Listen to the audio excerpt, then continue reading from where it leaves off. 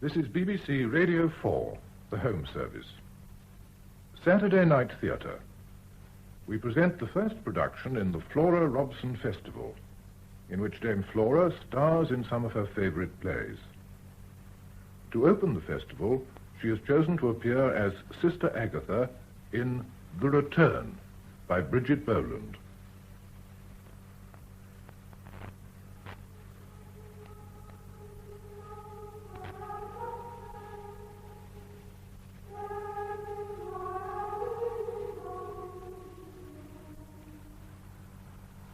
The convent parlour of an order of strictly enclosed nuns in an English Midland town in 1949.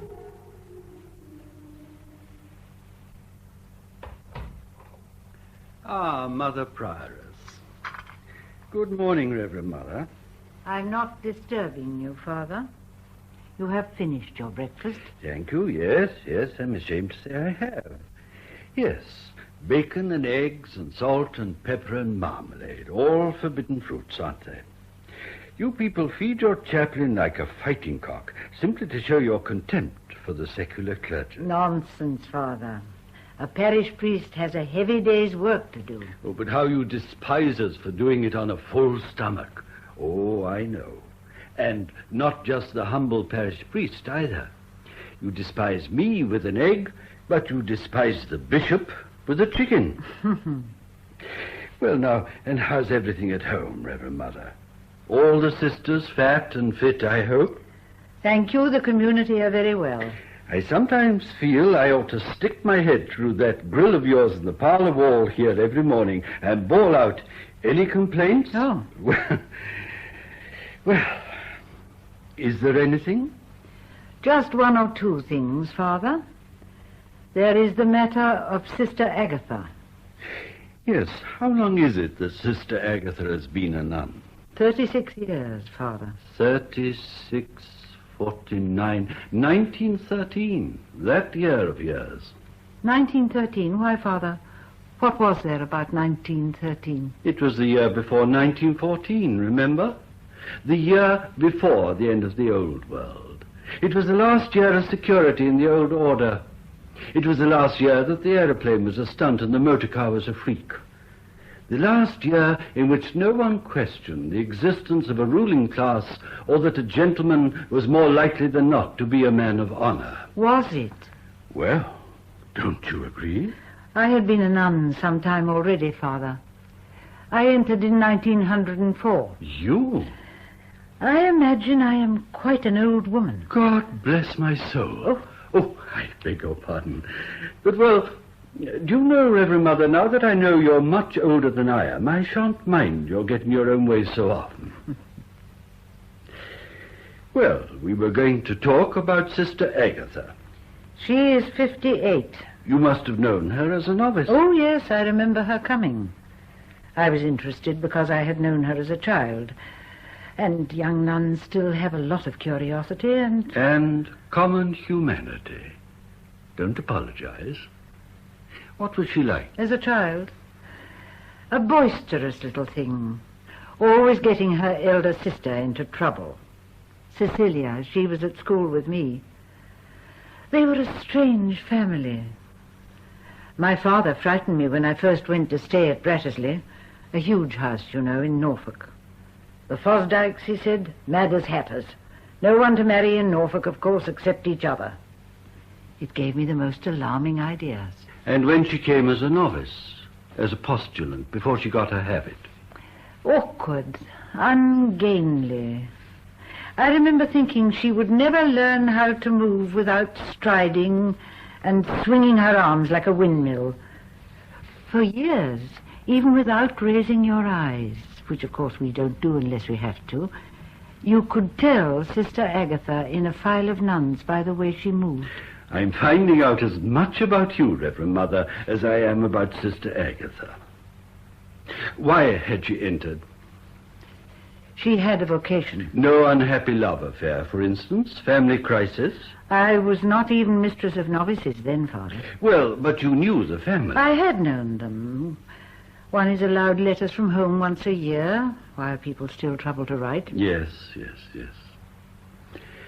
And after 36 years, she wants to leave. She has discussed it all, of course, with our spiritual director.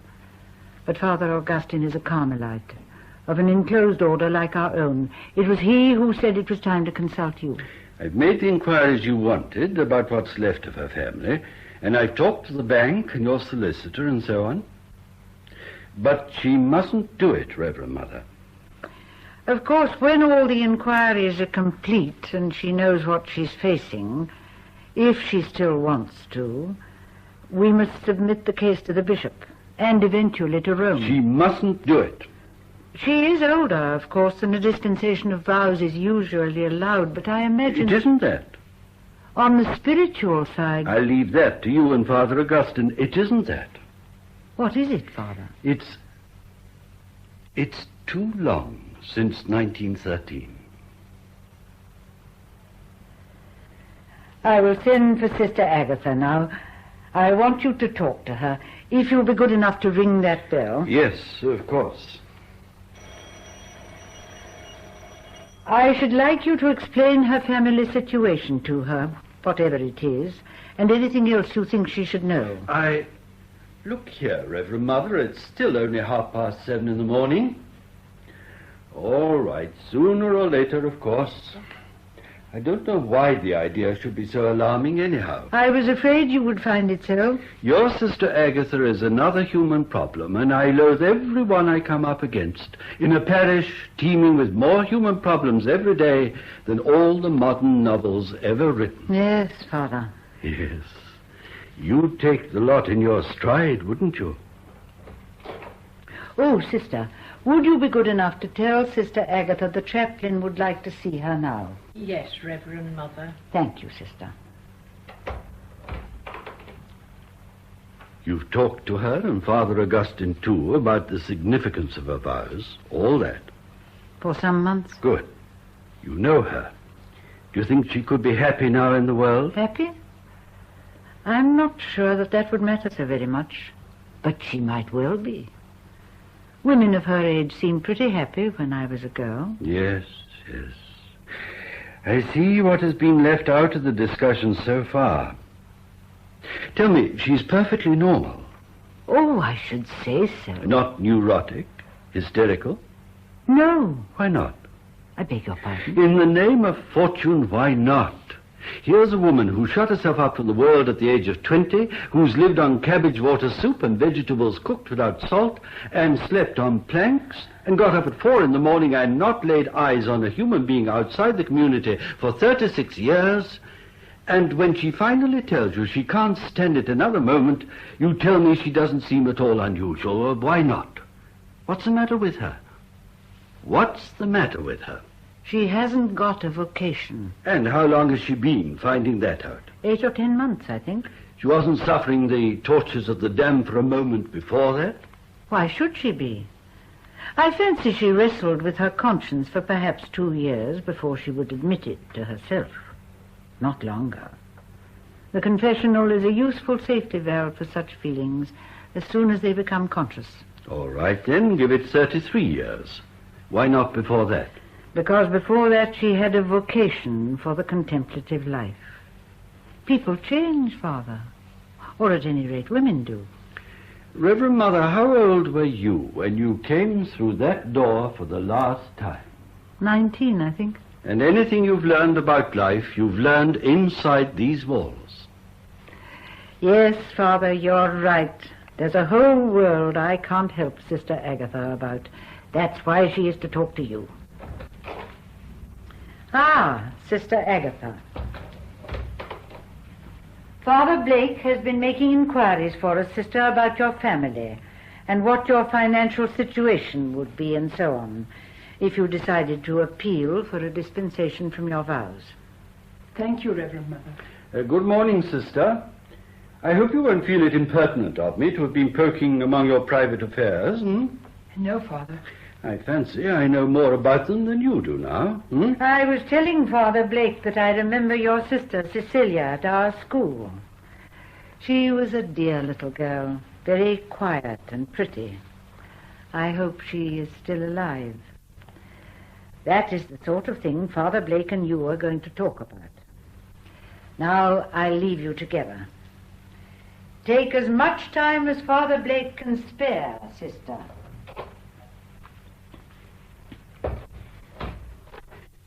We have now been put at our ease, sister. Only personally, I hate being put anywhere, even at ease, don't you? Well, come and sit down. She's an amazing woman, the Prioress. What do you make of her yourself? Well, come on now. I never knew the nun yet that wasn't the better for a little uncharitable gossip about her Mother Superior. She makes a magnificent prioress. She was a great mistress of novices. But you don't think she's much of a nun? Oh, all right, I said it. Why do you want to come out? I think I'm wasting my time. And God's. God, of course, has plenty, but you're getting on for 60. Is there something you especially want to do with the years that are left? No. Listen, the spiritual aspect of your problem isn't my concern just now. Father Augustine is a saintly man of your own way of life, and you've talked to him in your own language. I am to talk about not what you may be leaving, but what you may be going to. You must help me. It's a large subject. If you were a young woman, I should suppose it was a call of the flesh or loneliness of heart. If you were approaching middle age, I should say dissatisfaction was your lot for a time in any case, and that it would pass. What are you looking for outside? Or are you running away from something here? I don't think they're right. No? No. The world, the sins of the world, I don't believe in it anymore. I don't mind. I see. I don't believe God minds. If you were God, you'd forgive the world? I don't believe there's much to forgive. Yes. You had a happy childhood, a happy girlhood, sister. Yes. Perhaps I was spoilt. I was certainly happy. I found people good, kind, lovable. And yet you entered an enclosed order as strict as the Carmelites or the Poor Clares? It was the contemplative life. My soul was too big for my body in those days, and it's only in a life like this that it has room to grow and lose itself in the things that are bigger still. And you were happy? Very. Until my soul, me, I seemed to shrivel up to the size of a pea, and to be not worth bothering about. That next, yes, of course. Oh, I've read the lives of the saints, Father. At that stage, they become lost in the infinite. But I wasn't a saint. That wasn't my trouble. I see. Then Father Augustine directed me from contemplation for a time and advised me to meditate on our other purpose in being here. Expiation for the sins of the world. And you didn't really know any to meditate on? What? Never mind. All right, I'm in the picture, and I particularly don't want to discuss the spiritual side of things. Now then, tell me about your sister, Cecilia. Cecilia? Cecilia. Your parents are dead. Your only brother was killed in the Great War. Tell me about Cecilia. She married. Yes? All right. She married a man, a non-Catholic. That does happen, you know. An atheist. And he was divorced. Yes? She went and lived with him till his wife divorced him. And they had a child before they were married. I prayed for her, Father, but I didn't blame her. I couldn't. Yes? Who was there to marry at home? We were brought up among Protestants, but we mustn't marry them. There were the brothers of the girls at school. She got engaged to one of them for a bit. My father arranged it, but she broke it off. She hardly knew him, and this man she loved. Your family cut her off, wouldn't see her even after she married. You were a nun already, did they tell you? No, they were only allowed to write once a year. They just didn't mention it, and Cecilia didn't. Then who told you? Mother Prioress. She became mistress of novices about then. It was her brother Cecilia had been engaged to. I'd rather not have known. I hated to have to pray for Cecilia. I was very young. And you hated the Prioress for telling you. And you've never been able to feel oppressed by any sense of sin. Well, Cecilia is the only wicked woman I know. Did you know she died? Oh. She was older than I, of course.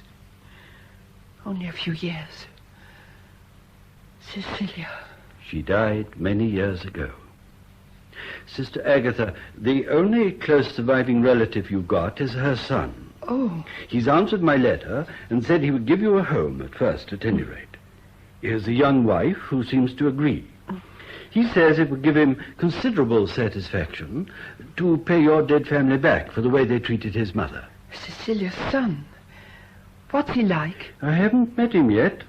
But if he were not a generous young man, he'd be more likely to pay them back by refusing to have anything to do with you. Your capital is held in trust, and the interest paid into the convent's bank. It would bring you in a couple of hundred a year. Your old home in Norfolk is now a branch of the Ministry of Coordination. What? A sort of enormous filing cabinet for the records of government departments. A waste paper basket. Oh, well, at least it's something funny. Yes. Well, perhaps you do all right after all. I don't mind how I do. I tell you, I want to go. Perhaps I had something different once, but it's burned itself out. It's shriveled away. I'm an old woman, an ordinary old woman, ordinary, and none of it means anything to me anymore.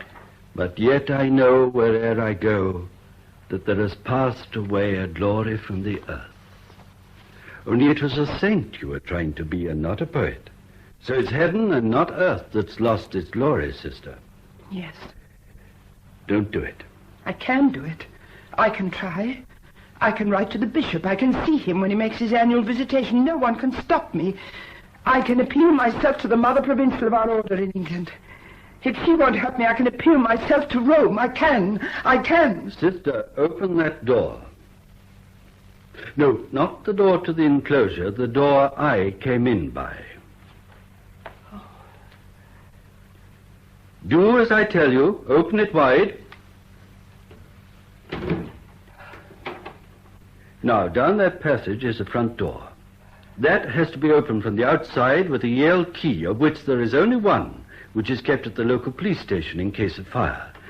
But it can be opened from the inside at any time of the day or night by anyone who cares to turn the handle. So there is no need for dramatics, is there? I wasn't thinking about locked doors. I meant my vows, binding till death. My dear child, there are more ways than one of dying.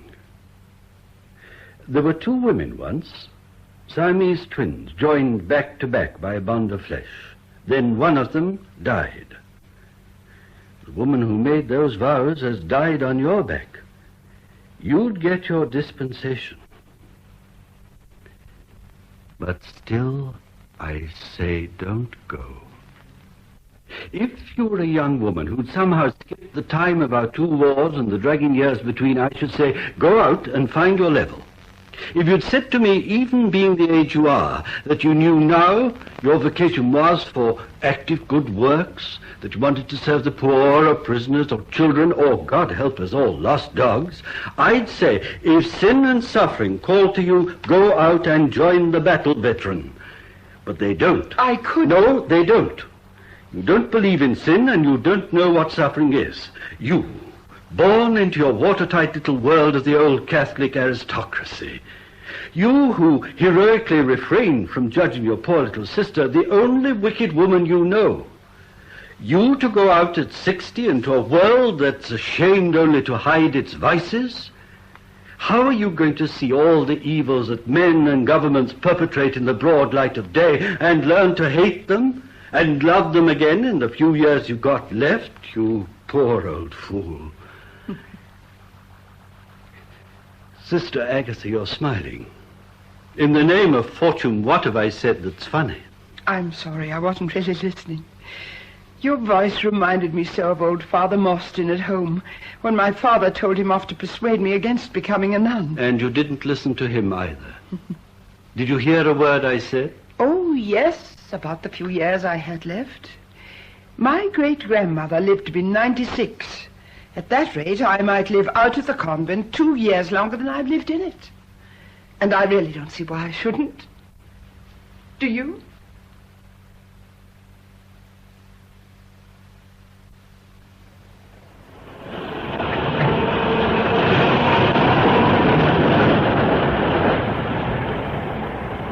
Funny place to have a convent. You'd think they picked somewhere peaceful with orchards and things. In a monastery garden sort of thing. Well, I suppose we just ring. Yes, go on. Door looks pretty solid. Angela, look at those iron bars. It's a grill. Poor brutes. It's opening. Yes? We've come to... We're Miss Agatha Fosdyke's next of kin. Sister Agatha Fosdyke. No, she's not sister. Well, they must still be calling her that, Peter, till today. Oh, yes. I'll just open the door. Will you come in? Thanks, but we'll wait out here. Reverend Mother is expecting you. Come on, Peter. If you'll just wait in the parlour here, I'll let Reverend Mother know. Thank you, sister. Peter, look. There's a much bigger grill thing in the wall. I expect that's where they really keep them. Look. I don't want to look at it. It makes me sick. It does look like the zoo. But if they didn't like it, they could all get out, I suppose, like your aunt. After 2 years of argument and general hullabaloo, poor wretches. If they had the guts. Ah, the sister portress told me you were here already. How do you do? How do you do? How do you do? I'm Father Blake, the chaplain. Did you bring the clothes with you? Yes. Well, I do hope they're all right. It was terribly difficult to get anything sort of cheerful and courageous for her, you know, but really suitable for someone with a mind like a nun. You've taken a lot of trouble. Well, I expect she'll be a bit scared, you know, and there's nothing like feeling you've got the right clothes on. The underclothes I am worried about still. I read somewhere they always wear wool, prickly on purpose. And of course you can't leave wool off suddenly. Darling, Mr.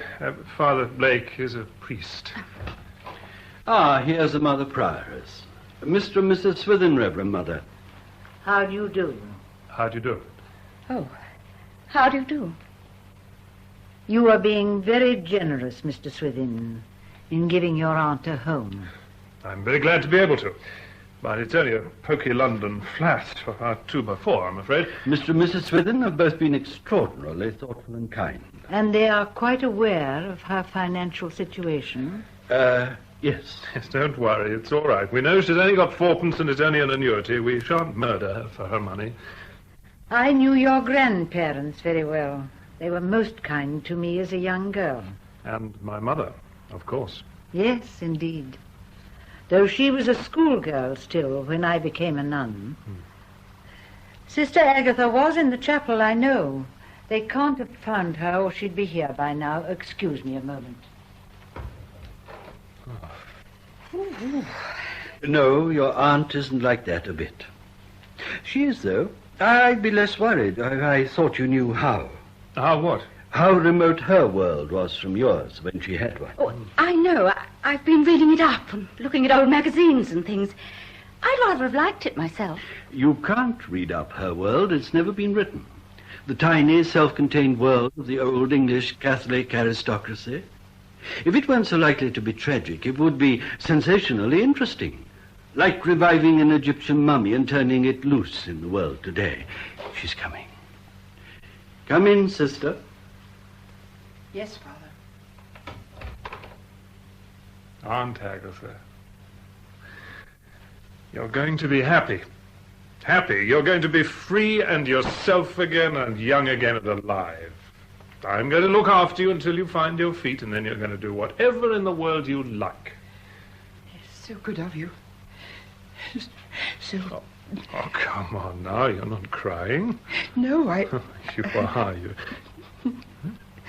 She's not. She's laughing. Sister. Oh, it's all right. But it seems so silly. We've always spoken of you as Cecilia's boy.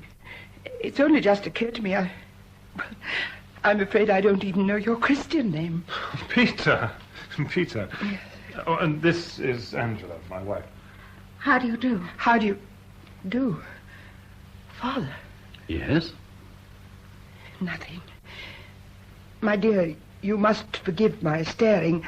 I haven't seen a woman in ordinary clothes since the last time my mother came here 30 years ago. Oh, it's absolutely all right. You have a good stare. I've got my car parked round the corner, Aunt Agatha, and we're driving straight down to London. We're rather broke, you know. We can only give you the sort of loose box they call a spare room in our flat. I don't believe you're listening. I'm sorry. I was, really. But you see, you're older than Cecilia was, years older. And so much more sure. It's ridiculous of me, you would be.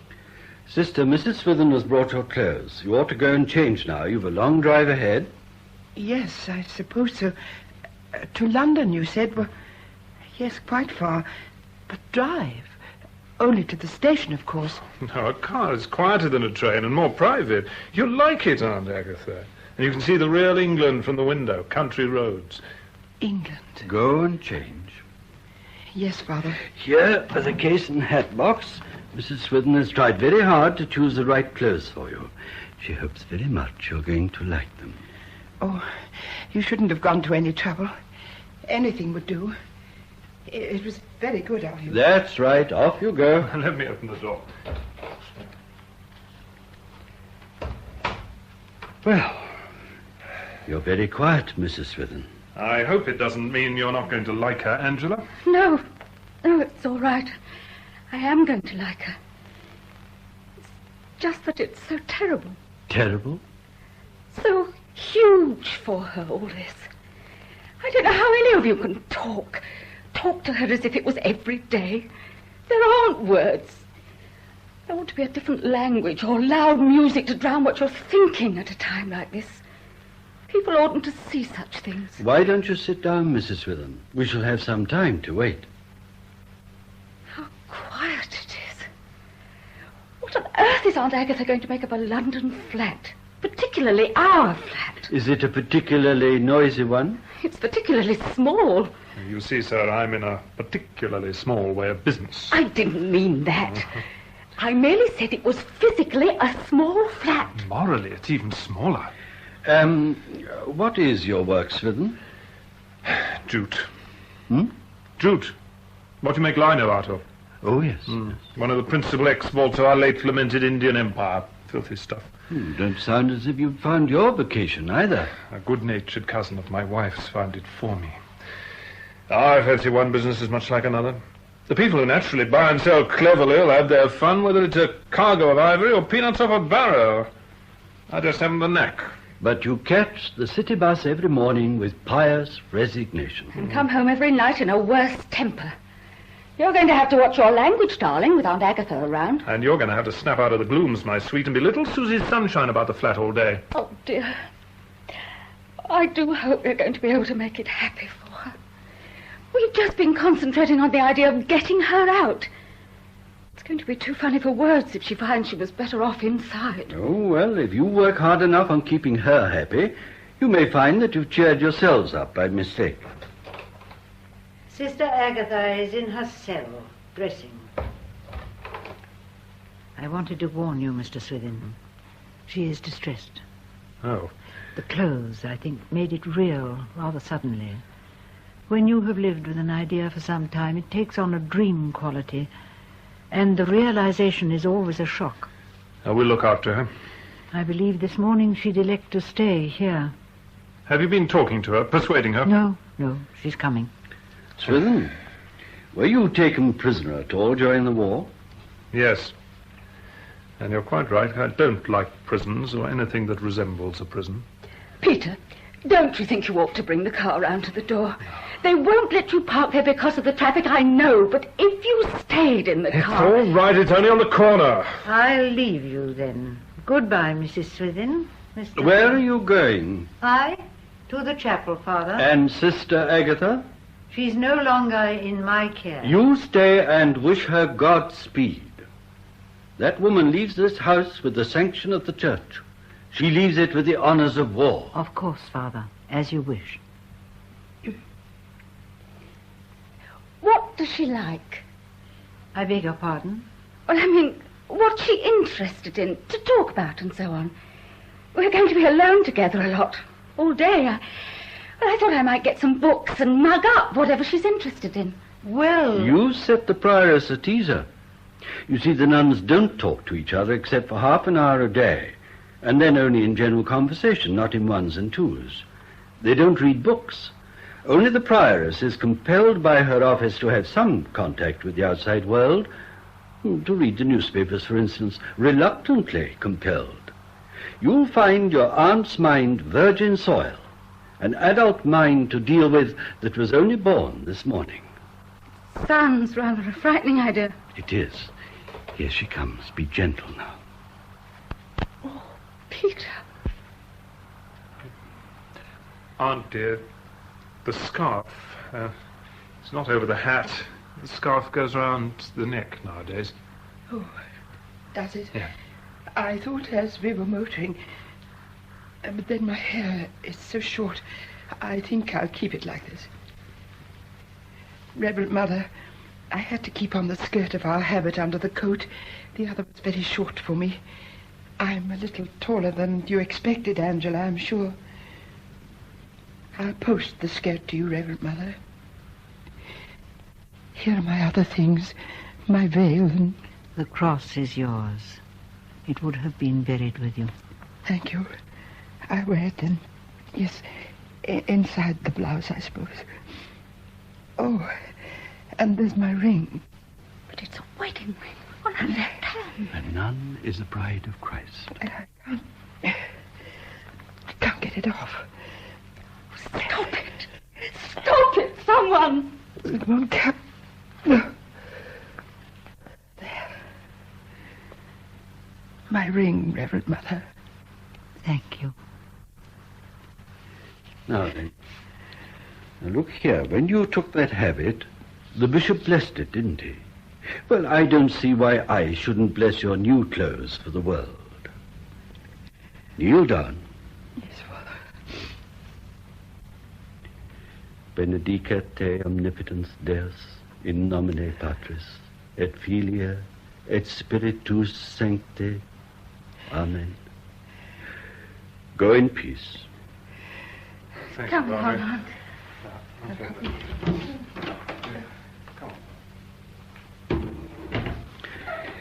Prioress, I'm torn between the prayers for an infant and the valediction for the dying. Go forth, Christian soul. Ah, well, I'm due at the hospital at 11. What did you make of the young people, Reverend Mother? The girl? My experience is very limited. If she'd come to you as a postulant, say. She's not the type ever to imagine that she had a vocation. I wonder what on earth they're going to make of each other. I must look them up in a month or two if I can wangle a reason for going down to London. Yes, I dare say you would find it very interesting. Now, if you will excuse me, Father... It's all right, Aunt Agatha. It's all right. Come in here again. Look here, Angela. If you Just think for a moment, Peter. Now, you'll be all right. A chair, quick. Yes. We were hardly outside the door. A glass of water, Reverend Mother, hurry.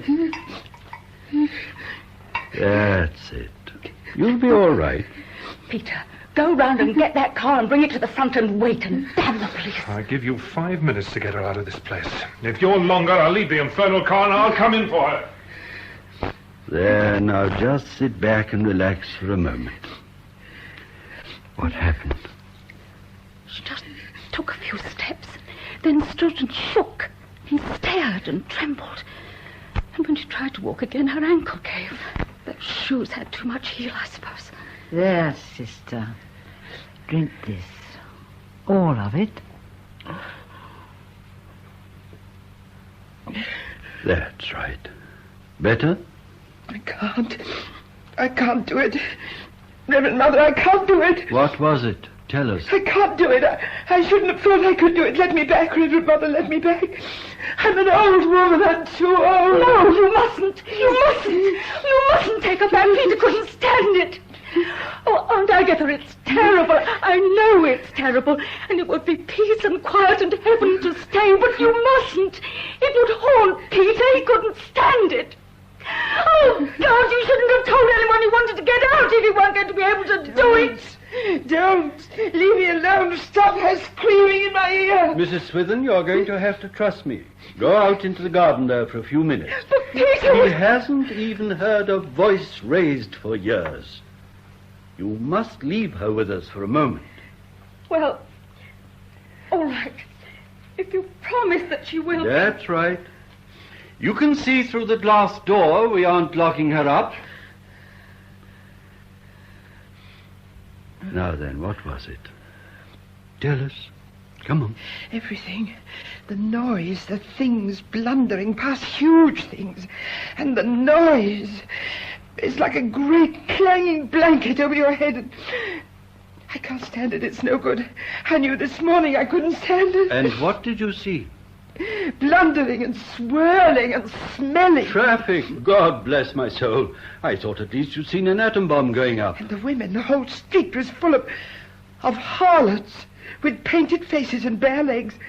And a huge woman as big as 3 houses, naked. What does she mean? A film advertisement on a hoarding opposite. And a poster, of course, but naked. Agatha Fosdyke, you're being an ass. Father, that girl, poor Peter's wife, she's a harlot. How can I live with her? I mean, I don't judge her, I don't, but what could I do if she... You're even more of an ass than I thought. Poor little Mrs. Swithin, who's probably spent a couple of hours working out the quietest get-up in a wardrobe so as not to startle you, and only put on as little makeup as she possibly could and still face the light of day. I told you, it's not the sin, it's the embarrassment. Now, there's nothing whatever the matter but strain and shock. And I'll be bound an empty stomach. Breakfast, Reverend Mother? I am afraid I was not thinking of her. The cold lentils we always have. Yes, half a saucer. Never mind. If we keep her to feed her now, we'll have young Peter pulling the place down to get her out. They must feed her on the way. Now, be quiet. And don't you call that child a harlot. I shouldn't worry about Mrs. Swithin's face or her legs if I were you, Agatha. I do think it was partly that I didn't eat my breakfast. Mrs. Swithin, come in now, will you? Yes. Miss Fosdyke's ready to go now. Goodbye, Margaret.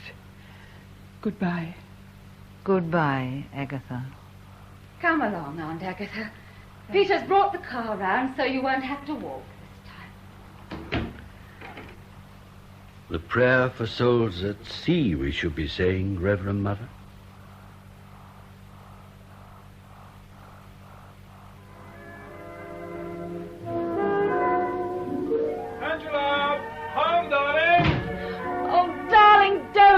That door. Every evening you shake the whole flat. Oh. For heaven's sake, look, how are we supposed to keep up this no scrapping act when you start to nag the moment I put my foot inside the door? Well, where is she? Angela, I told you not to let her shut herself up in her room all day. She might just as well still be in her cell.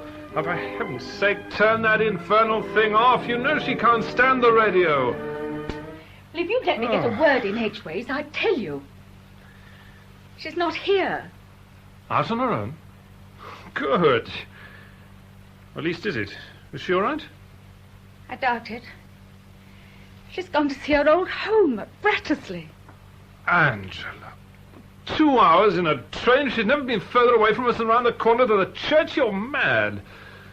Then Brattersley, don't you realize what a shock the place is going to be to her? The old house crawling with civil servants, open-cast coal money where the gardens used to be, really, Angela. You've got as much imagination as a block of wood. I've got enough to have sat here all day waiting for the phone to ring, to hear that she's collapsed somewhere. Why didn't you stop her? Because she went before either of us was up. I found this note on the mantelpiece after you'd gone. And what's it say? Dear Angela, I am catching the early morning train to Brattersley. I just want to look round and see if there is not some useful work I could do among the poor of the village. Poor of the village. As I am sure that will be the best thing. And she says she'll be home for dinner. Useful work. Why couldn't you have found something she liked doing? Well, I've tried. Oh, Peter, I've dug out all Mummy's old trouts of friends from private hotels in South Ken and asked them to lunch with her. I've taken her to matinees, cinemas, hairdressers. I tried manicures and facials, even a Turkish bath. She's perfectly charming about everything. But I honestly believe the one thing she enjoys is helping to cook and clean the flat. The only thing I haven't tried is a psychiatrist. I did so want to see her happy. Oh, darling, I'm sorry. So did I. Well, she doesn't seem unhappy somehow. She just looks as though she were waiting for it to start. What do you mean, it? Life, or something. She has this amazing strength and energy, Peter. And the only thing she can do here is clean. I gather they did a lot of it in the convent. Quiet and steady and methodical. Sort of rhythmical. Watching her, I almost feel I could enjoy scrubbing and polishing myself. And then she just sits. She doesn't like novels much, and she seems to know all the religious books in the public library. Oh, she does acres of plain sewing. Again, sort of rhythmically. And then she does just sit. Well, can't you get her to, I don't know, play chess or something? Oh, chess, canasta. She'll play anything I teach her. Well, because she thinks I want someone to play with. Well, can't you get her to talk about what she wants? Well, she's not a very cosy, gossipy, girls-together type. I don't believe she wants anything. I don't know whether it's because she died in 1913 or because she lives on a different plane, but she doesn't seem to have the same motivation or the same problems as we do. Oh, rubbish. It's no use going all mystic about it. Of course she has. She's a perfectly normal human being. But I can't bear the idea of her going to Brattersley. She'll have lived all these years with one lovely picture of the outside world in her mind. Brattersley before the First War. Dignity and leisure and lawns and cedar trees. And now she'll come crawling home with the last of her illusions gone.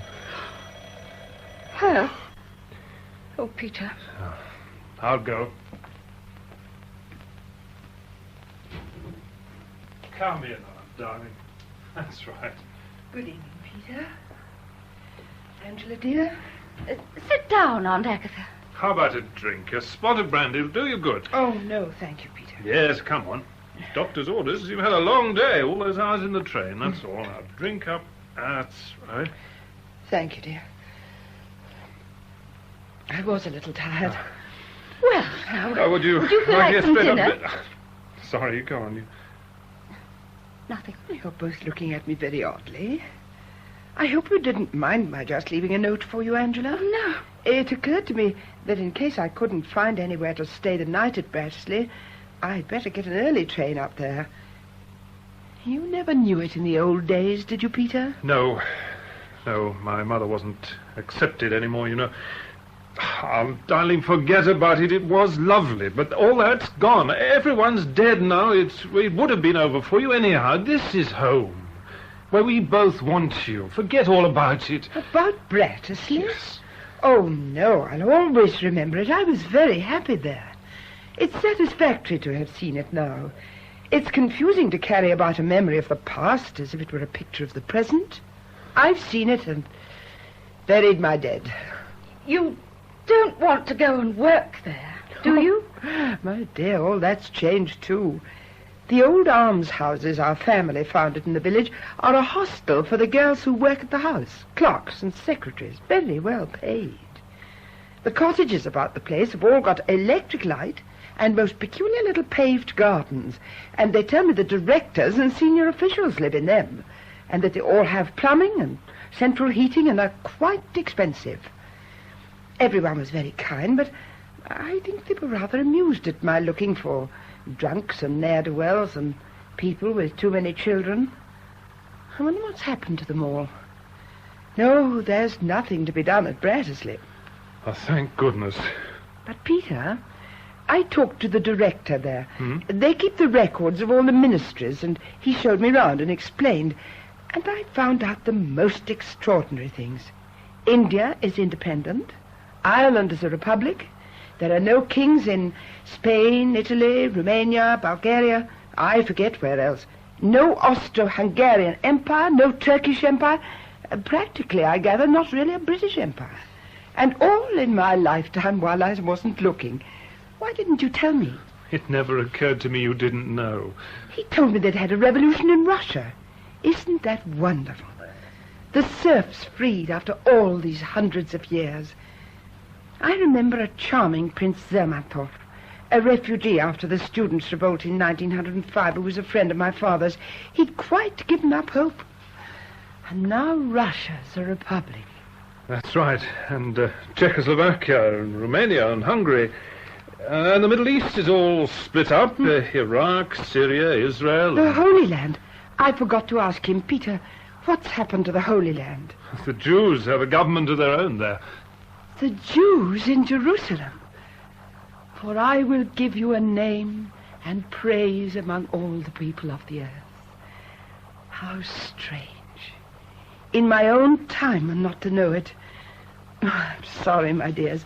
It must seem odd to you, but I believe that is more real to me than all your history.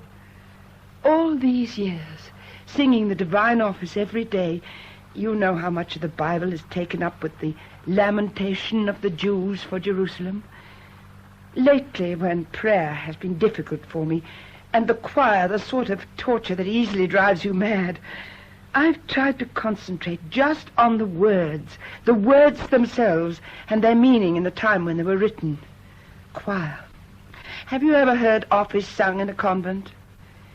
Jerusalem, Jerusalem, convertere ad Dominum Deum tuum. The words. I used to hang on to the meaning of the words till I suppose the Jews, several centuries B.C., are nearer to me than you people with your 2 wars. And I will bring back the captivity of my people Israel. And they shall build the abandoned cities and inhabit them. And they shall plant vineyards and drink the wine of them, and shall make gardens and eat the fruit of them. And I will plant them upon their own land, and I will no more pluck them out of their land which I have given them. What times you have lived in. You know, Aunt Agatha, we've been inclined to look on you as having been dead for 30-odd years. It seems to me it's the other way around. It's a little uncanny. But, Aunt Agatha, it has been a day, and you do look all in. Now, suppose you go off to bed, and I bring you some supper on a tray. Oh, nonsense, my dear. I'll go and have a wash and change and be quite refreshed in time for dinner. I shall have to think of something different now. But I'd just taken it for granted I should be making myself useful out at Brattersley as soon as I'd found my feet. Yeah, it was silly of me.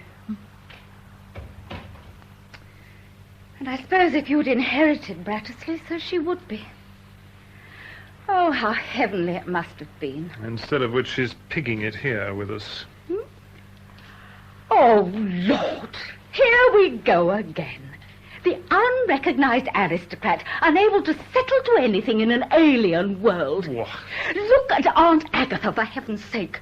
She is in an alien world, all right, and see how she takes it. I've never played the aristocrat. I've merely agreed with you when you constantly point out that I'm simply not any good at making money. You're telling yourself you're just above that kind of thing. Above it or below it or beside it, I'm no damn good at it, am I?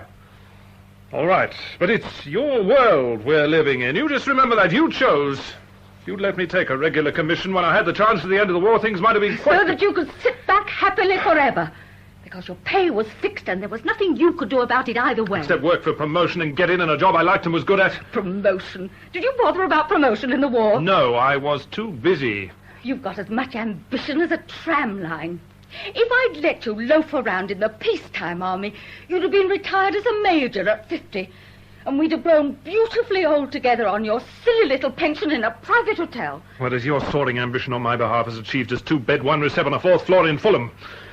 And the bliss of 9 till 6, running up and down the 2 bottom rungs of the ladder. Oh, I can't spend every day selling Aunt Agatha the Brave New World if I have to spend every evening hearing you moan about it. For heaven's sake, who started moaning? All right, darling. If you like I did, I'm sorry. It's a strain putting on an act all the time. And what an act. Pretending to be happy in spite of your dreary lot. Oh, Peter, really? I wonder how much of an act you do bother to put on. It must be a temptation to use her as a sympathetic confidant, poor creature, to sob your heart out to her about your wasted life with your chronic flop of a husband. Yes, it is. Well, you get on with it, then.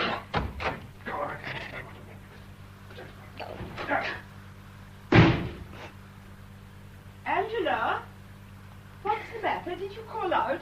I thought I heard... You heard me yelling at Peter, and Peter banging out to the pub. You'll hear Peter banging back again around closing time. Oh, my dear. I'm sorry. I didn't realize how stupid of me, of course. Of course. Well, I mean, young couples are liable to shout at each other from time to time, I expect. Aunt Agatha, you're amazing. You accept things so. Well, you do make things not seem to matter. But they do. Of course they do. Now, the thing that would help best would be not letting Peter think I'd worried you about it. It's only not having enough money and Peter being bored with his job and thinking that if I take one, it's because I despise him as the breadwinner. Yes. It can't be only that, of course. Well, believe me, it's quite enough. I mean, that sort of thing must be just a symptom. Now, look, I didn't say anything to make you think I don't love Peter. No. But I mean, if you had, that would only be a symptom too, wouldn't it? But loving or not loving, there can't be anything more basic than that. Can't there? I meant, apart from affection or emotion, something more. I don't know, something bigger to be lost in. There must be something large enough in the world. There must. Aunt Agatha, please don't let me have worried or upset you. My dear, don't worry about me. You have problems enough of your own. Perhaps I am just a little more tired after today than I thought. It's a strange world, or very strange. And one has so much to find out. No idea at all now. To begin to know what to do. No idea at all.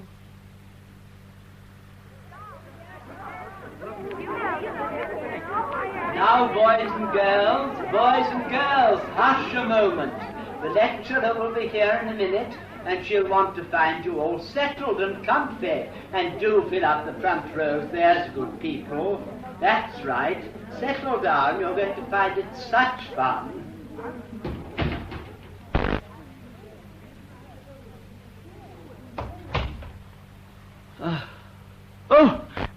Miss Fosdyke, you'll be the death of me. Most human beings make more noise than you do just living, let alone doing something. Oh, I am sorry, Mr. Plummer. It's always startling people, I know, and I do try to remember. But it's so difficult to cut sandwiches really noisily. My dear, don't try, for heaven's sake. It's wonderful for our young people here at the club to see real peace in action.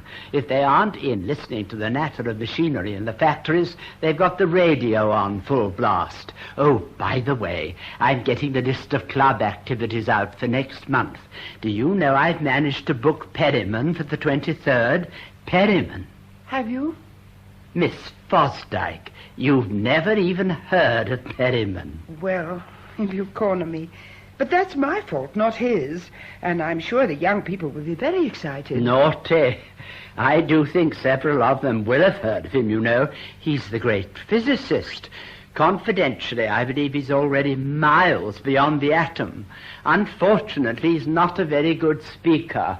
Oh, dear, just look at the notice board news map. And I did think Shirley Bates was going to take a real interest and keep it up to date. Oh, what a pity, Mr. Plummer.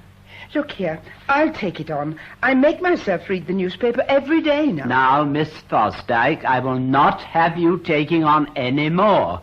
Here, night after night, in the Mothers and Babies Club in the afternoons, you do quite enough. And the whole point of this sort of thing is that the young people do it themselves. Mr. Plummer, do you think perhaps they don't really mind about the news? I know they don't. I know they don't. One must keep on, that's all. One has seen what education can do. Do you know, when I was in the Army Education Corps during the war, I had 3 gramophone circles going in one unit. Oh. Swing, popular, classical, and students. And do you know, I had a bunch of pioneers who couldn't read or write, turning out the most exquisite freehand brushwork paintings I've ever seen in my life. You should have seen the difference it made to those men. I'm sure it did. What a very interesting war you must have had. One had the materials then. Whatever you wanted from raffia to documentary films, just requisition them. Well, we must just give of ourselves now, that's all. Oh, not the lecturer already. Come in. Father Blake, but how unbelievably delightful. Well, Miss Fosdyke, I'd been in London all day attending a stupid meeting for the bishop, and I'd sworn to myself I'd look you up. Oh, Mr. Plummer, this is Father Blake, the chaplain of the convent where I used to live. Mr. Plummer is the warden here. How do you do? How do you do? However did you run me to earth here? I found your nephew and niece at home when I called, and they offered to drive me down here. I hope you don't mind, Mr. Plummer. I have to catch an early train in the morning, and I'm seldom in London. Delighted, Padre. Of course, we're strictly undenominational here, but we're always pleased to welcome other workers in the battlefield. Very nice of you. Lively-looking place. Oh, we do our best, Padre. We do our best, eh, Miss Fosdyke? Well, I must leave you to chat about the good old... Well, to have a chat, and I must get the club room ready. Well? Tell me all the news. It is good of you to look me up. News? Well, the bishop made his visitation of the convent last month. Yes. Sister Imelda in the convent laundry celebrated her golden jubilee. Well, you know, there isn't ever any news. I know. I'd never have thought I should live to be so anxious to hear some. You gave up the idea of settling at Bratisley? Bratisley didn't need me one bit. Mind very much? There was a lot to learn very fast, but no, not personally. But, Father, can you remember the 7 corporal works of mercy? Out of the catechism? Yes. To feed the hungry, to give drink to the thirsty, to clothe the naked, to harbour the harbourless, to succour the imprisoned, to visit the sick and to bury the dead. They're not works of mercy anymore. They're the business of the municipal council. Well, there's no harm in jogging the council's elbow. Charity is a dangerous drug to hide the symptoms of a disease that it's the state's business to diagnose and cure. Oh, you have been learning fast. What in the name of fortune are you doing in this galère, then? I'm beginning to wonder. I failed as Mary. I presumed I was cut out for Martha, but the virtue seems to have gone out of charity. When the poor are entitled to be fed and clothed and housed and hospitalized and buried, charity becomes as unreal as Bratisley, Father. I see. Here are some more visitors. Hello, Aunt Agatha. Quite a social world. I don't suppose we shall ever find the car again, but wherever she is, she can stay 15 minutes. We thought as we're here, if you could get the rest of the evening off, we could drive you home. Save you those 3 awful bus changes. It's arranged. It's arranged. Not another word. Oh, but... Not another word. Who is the warden here? OC voluntary staff. All these lovely sandwiches done and everything ready. Oh, but it's Mrs. Maitland's night, and you know she never turns up. Sensible woman. Oh, naughty. You at any rate, Padre, know what good and useful work we do in our humble way. Now, I see this place, if you'll forgive a military simile in an ex-soldier, I see it as a fort, defending a treasure of lovely things and making little sallies to spread the knowledge of them in the desert. Well, would you mind if we kidnapped my aunt just for tonight? Of course not, and I'll pretend to be her. Great fun. Oh, no, you've been at it all day. Well, one must justify one's existence somehow, mustn't one? No! I tell you what, Plummer, I'd like to see your very interesting work here, if Miss Fosdyke might show me around before we kidnap her. Well, that's jolly decent of you, Padre. Actually, the young people are all in the club room at the moment of the lecture. I see. I do think we could just peep in, Miss Fosdyke, and there are the handicrafts, which we rather pride ourselves on. very much like and to the see. gym, too, of course. Thank you very much. Peter, what does she mean? No, like that. It was rather frightening. Well, if you thought you'd have to be like old Ma Plummer to justify your existence, you'd be frightened. I am What? frightened. Huh? Oh, Peter, we are boshing things up so. Trying to... I don't know, it's like being Americans in reverse. You do make it so clear. Well, you know the way the Americans are always being richer and stronger and smarter than their fathers were. I mean, we're always trying to catch up with our parents. And it's just as bad, really. Aunt Agatha has got something, you know. She just went up to Brattersley, took one look and said, all over. Okay, what now? Yes, and you might just as well do the same, because I'm never going to be able to keep you in the style to which you were accustomed. Damn it, Peter. Why must you turn everything into food for your blasted inferiority complex? Because you keep thinking up such tasty new dishes for it. Aunt Agatha says you told her that we couldn't have a child because I couldn't afford to educate it properly. Peter, I didn't. And anyhow, what I mean is, why don't we face the idea that we never will be able to? See what I mean? And that it doesn't Oh, matter. I've had enough of this. I'm going to get a drink. I'll be in the pub on the corner when they're ready for the car. I'm sorry, Aunt Agatha, I didn't see you. Excuse me. Yes, another fight. Oh, don't worry. It's just a habit, like smoking. You know, Angela, I believe I'm rather like a mother-in-law in your flat. You need that elbow room. Oh, no, we very seldom throw things. Don't go, Aunt Agatha. Really, don't go. It helps, actually. I should so like to be able to help you in some way. If there was something I could do. But there is. You do it. I don't know what exactly, but you do. We're a lot of Irish up in our part of the world. Oh, yes. All they want is somewhere to dance, and we give it them. How interesting. Folk or ballet? Plain Yank, I'm afraid. Well, why not? Why not? You're so right. I must just peep in and make sure poor Miss Farrelly's isn't having any trouble with question time. Swithin gone for the car? I've gone for a quick one, I'm afraid. If you're both ready, I'll round him up and we'll bring the car round to the door here. Do, dear, thank you. Plummer's a good man, Miss Fosdyke. I know. Humble, sincere, selfless. You or I? Yes. The kind of fool our fathers called innocent. Of such are the kingdom of heaven. Which is one reason, I suppose, why so many other people... It's no good, Father. I cannot go on. You should have tried a hospital. I did. An infant's clinic, a properly run official place. The professionals could do my work in half the time, and the babies didn't cry when they weighed them. Oh, you good women with your spiritual pride. What does it matter if the virtue has gone out of it? What does it matter if 100 people can do it better than you? What does it matter if 2/3 of it are a waste of time and the rest is probably a mistake?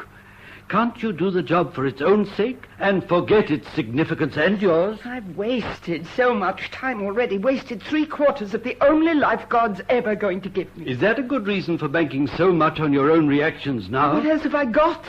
All right, if I'm wrong, please God, I'm wrong. All right, advise me. What shall I do? Tell me what to do. You're under no vow of obedience now. Can't you see I want to be told?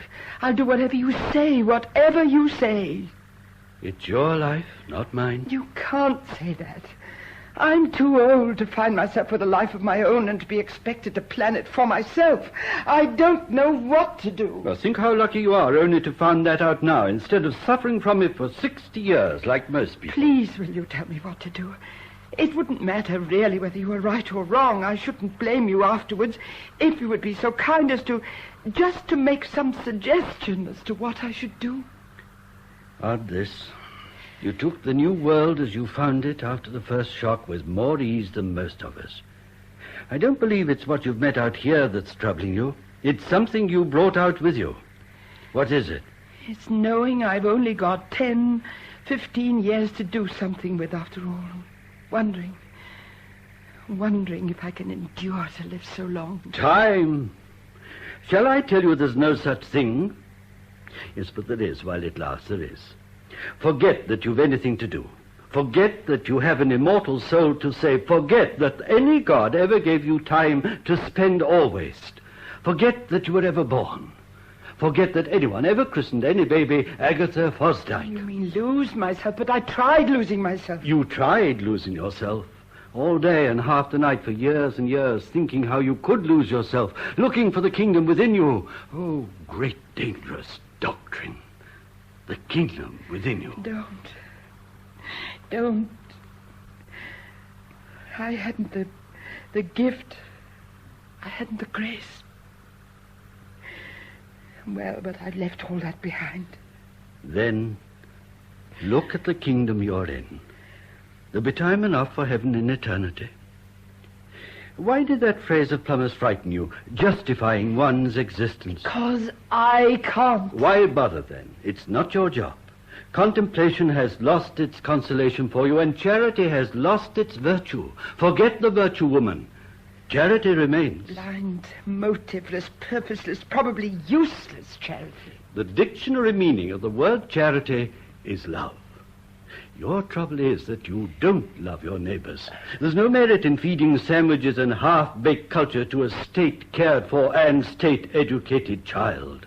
And you get no consolation from seeing the one that's lonely in the factory finding some good, heartening noise and company here. That terrifying Plummer, wasting his precious years with raffia work, he's warned and heartened every decade or so by some stupid eyes lightening up at the work of their own clumsy fingers with bright, lovely human pride, because Plummer loves his neighbors. It's a thing you've never done. But you speak as if I wanted the reward, the satisfaction. I don't. I can work without that if only I could find some purpose. You won't find it here or anywhere like this. You might have known. If you had the purpose this life needs, you'd have wanted to teach or nurse or serve the poor in one of 100 other orders 36 years ago. Character may develop, but a temperament doesn't change that much. So I was born just short of the love of God and without the love of man. Do you realize what you're saying to me? Now, you mustn't make too much of that. It's true. Without the love of God or man, I need hardly have trouble to live as long as this, let alone starting out on a new life now. Oh. Well, now, everything under control. Everything all right? Mr. Plummer, I shan't be helping you here anymore. You won't? Oh, now, look here, Padre, I take that a bit hard. I dare say you're short of helpers, too, but I mean, Miss Fosdyke's doing invaluable work here. I'm not. I'm wasting my useless time. Oh, now, really, Padre. It's not your work, it's me. I am a waste of time. I'm no use to God or man. Useless, utter waste. What does she mean? What's she going to do with her life now? Padre, that sounded frightening. It was.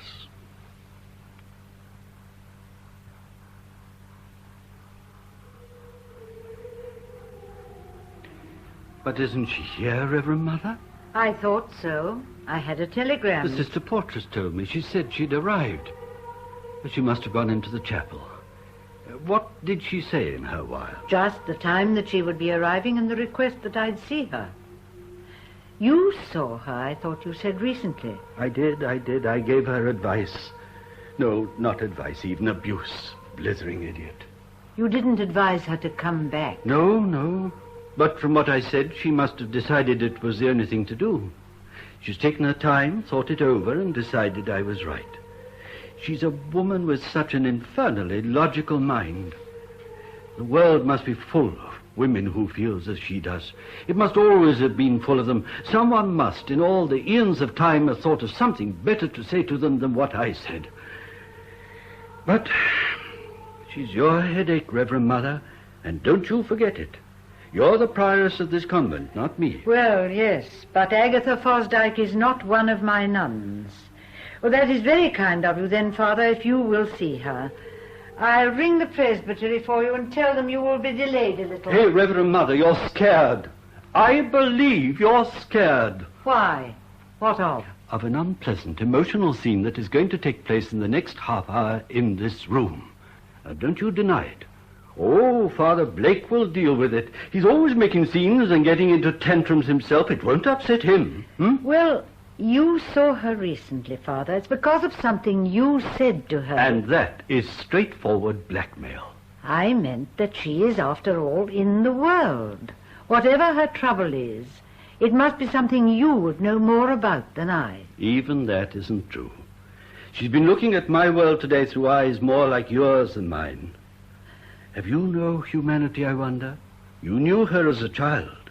Father, you know I can't help her. No, but it might be nice to find you looking as if you'd like to. You needn't worry. Miss Fosdyke was well brought up and has spent many years schooling herself. She won't make a scene in any sort of bad taste, such as... Reverend Mother, it's good of you to see me. I'm glad you are still here, Father. I hoped I might see you. Do sit down, won't you, Agatha? Now, if Father Blake can stay for a little, I will just go and ring the presbytery for him. Now, there's no need. Oh, yes, indeed, Father. It's no trouble. I know you always have to hurry back on Thursdays. We must let them know. Well, I shan't be staying long. It's you that Miss Fosdyke has come to see. She's afraid. She's human. Poor Margaret. One forgets how quiet it was. None of it out there improves on acquaintance. Only the things that were there all along, to my mind. The parks and the countryside. And even that, you know. There's a tree in the garden here. A tall, rather scrawny willow. I used to watch it turning from grey-green to silver. The few that were left turning silver-gilt, like that old chalice in the sacristy. When you've got plenty of trees, you don't really notice them. A bit like the sailor, aren't you? When you're at sea, you're homesick, and when you're at home, you're seasick. Oh, but... No, I'm not bullying you. You know that what I said to you the other day was very stupid, don't you? No. But it was. There's nothing on this earth so dangerous as putting out a finger to touch another human being's life. It's your job, Father. Yes. But then we should get danger money. You've been brooding over it? Thinking about it. You were quite right, of course. Right. What right have you to take it that I'm right? I'm not supposed to be infallible. I'm an impetuous ass, and you know it. Well, it's perfectly logical. After all, if a bird doesn't use its wings, or a reptile its legs for long enough, they shrink and wither away, don't they? I was here a long time not using those muscles, even if I was born with them. It's a question of temperament. You suppose that because you hadn't got the mystical, you must have the active, whereas... But, Father... No. Don't jump to conclusions. I'm not saying you haven't got... It's all right, Father. Whatever you said, I should do what I mean to do now. And what do you mean to do now? That is all right, Father. Father Clark will start to hear confessions for you at 6, and you can relieve him when you arrive. Thank you, Reverend Mother. Don't go, Father. You've had a talk to Miss Fosdyke? Yes. Father Blake's very kind. I went home, Margaret, to Brattersley. It's a government office now. But I'd had an idea of settling in one of the cottages. Do you remember the little room you used to have next to Cecilia's when you stayed with us? It's an extra cloakroom for typists now. Don't do this, Agatha.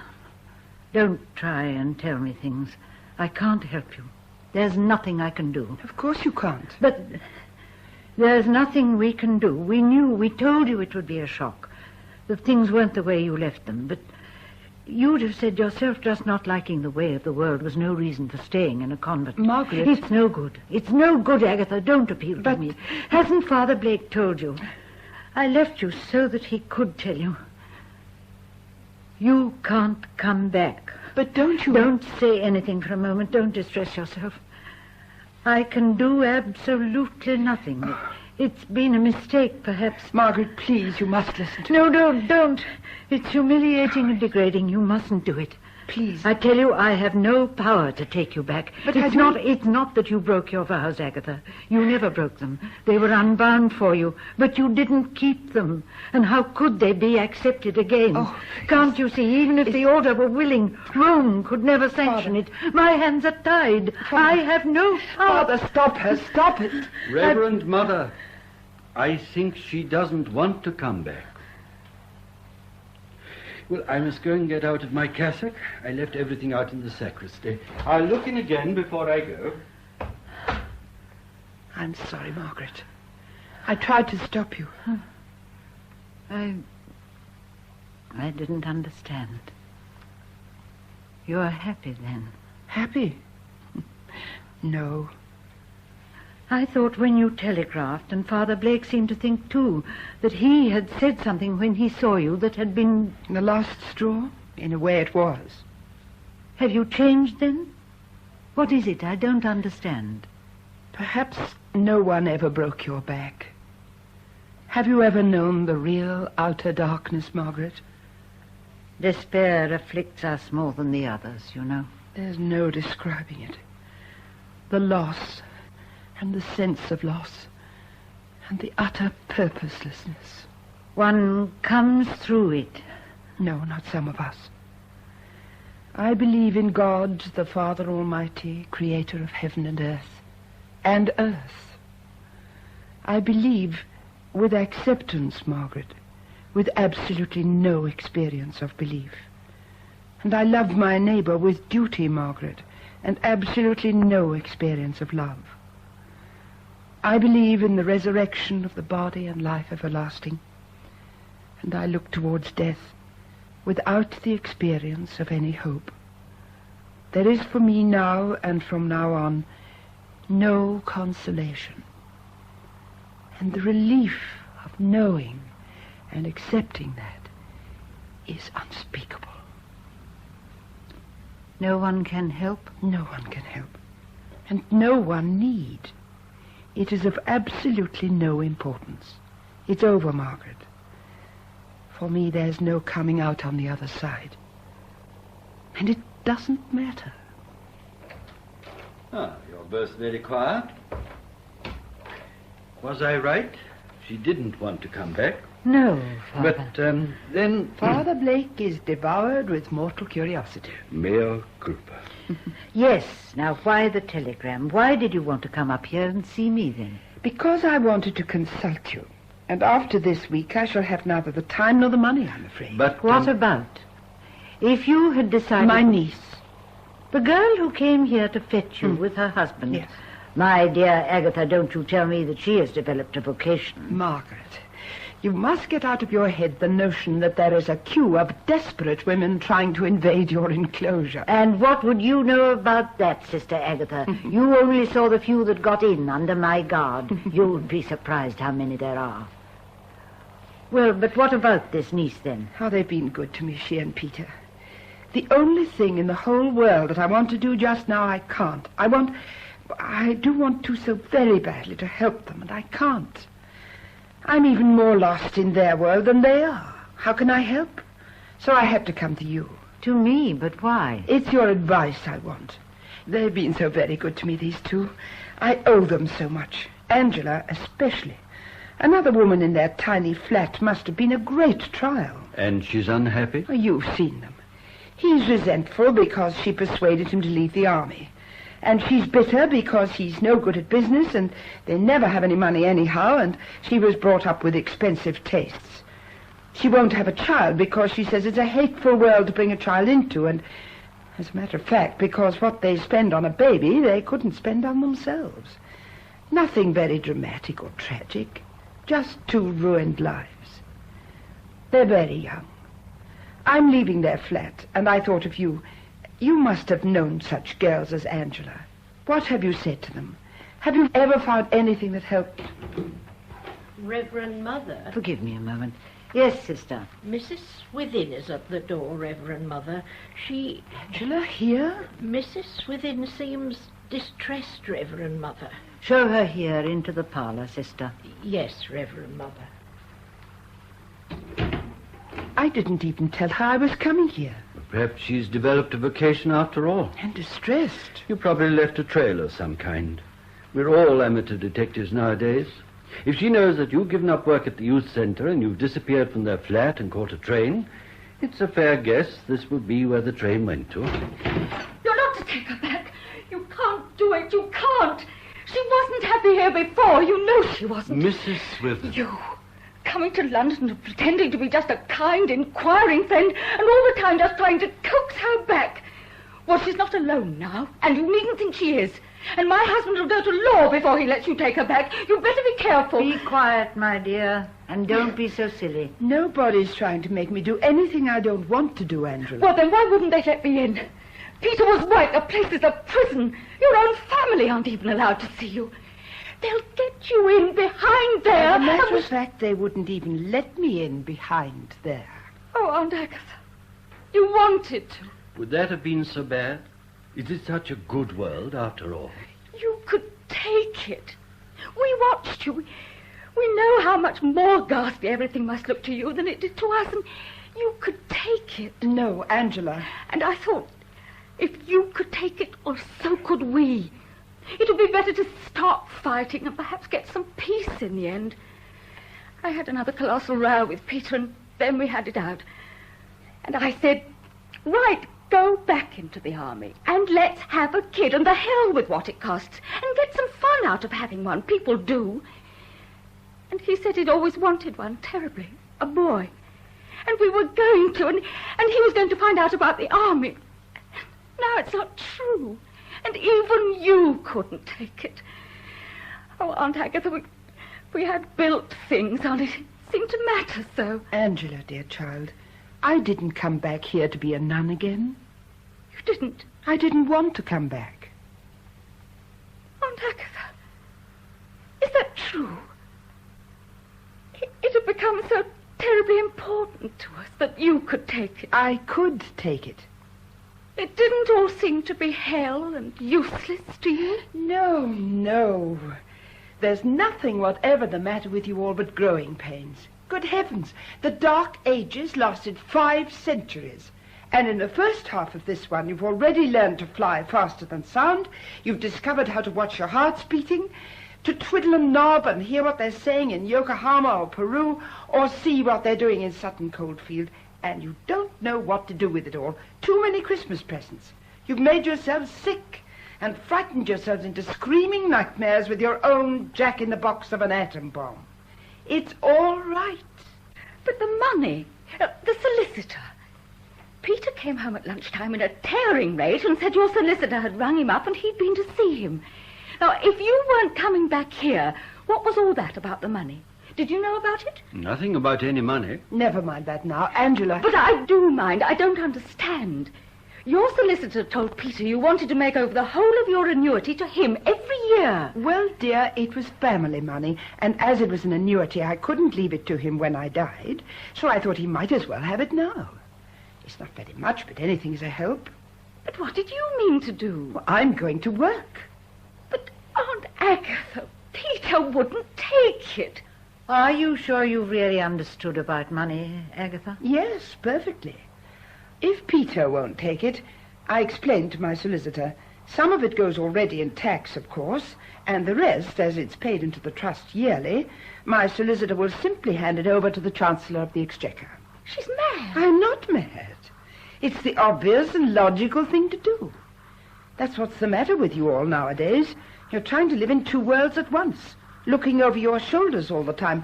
You accept the principles and you won't follow them to their obvious conclusions. I know the old-fashioned convention would have been to give it or leave it to some charity.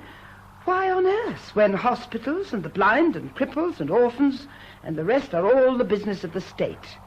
handed straight over to the exchequer, and presumably it goes where it's needed most. You are mad. But if that's what you're going to do with it, Peter will take it and like it. Good. I'm old-fashioned enough, too, to want to keep it in the family. Miss Fosdyke, you're not young. I can qualify for an old-age pension. And look at Sister Imelda in charge of the convent laundry. How old is she? She must be 82 or 3. And good for another 10 years. Besides, Angela, if I had the money, what should I spend it on? I did find the things women of my age are supposed to like so dull. I've worked it all out. It's the logical thing to do. Do you know, I don't believe I am going to make Peter take the money. I think I'm going to tell him I believe he can stand on his own 10 toes without it. I think that would shake him. I think that would shake him quite a bit. And you know, I honestly believe he could. Good for you. But, oh, Lord, I hate to think of the government getting it. I think that settles what I came to see you about, Margaret. All the same, Agatha. I'm glad you came. Well, we must go, Angela.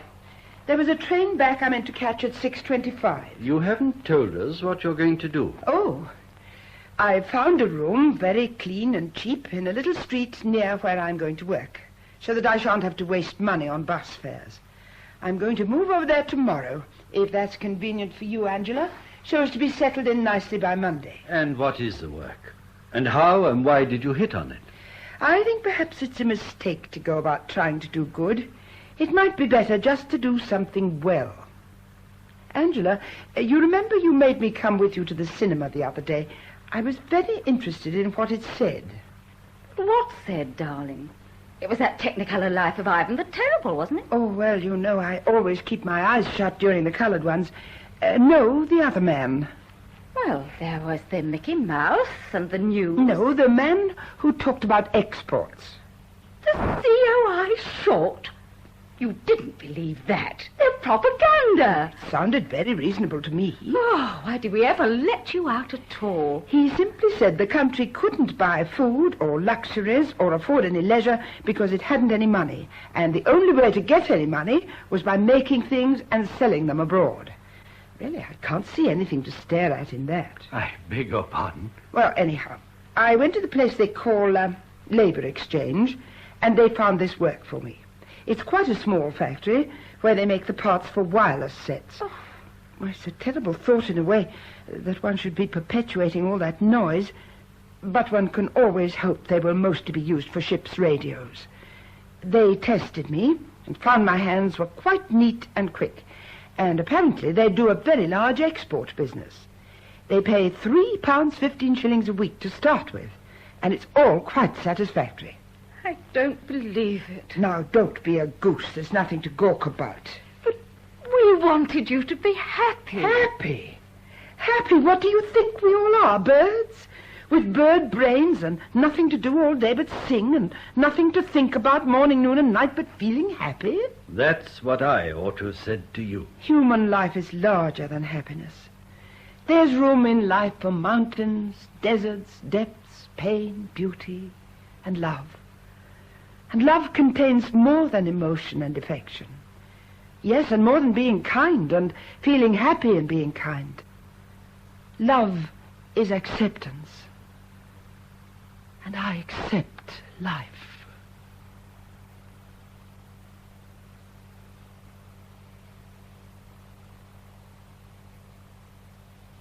Flora Robson has been starring as Sister Agatha in The Return by Bridget Boland, adapted for radio by the author. Appearing with Dame Flora were Betty Hardy as the Prioress and James Thomason as the Chaplain. Peter Swithin was played by Gabriel Woolf, Angela Swithin by Hilda Schroder, Cyril Plummer by Dennis Blakelock, and the lay sister by Gwen Berryman. The production was by Graham Gauld.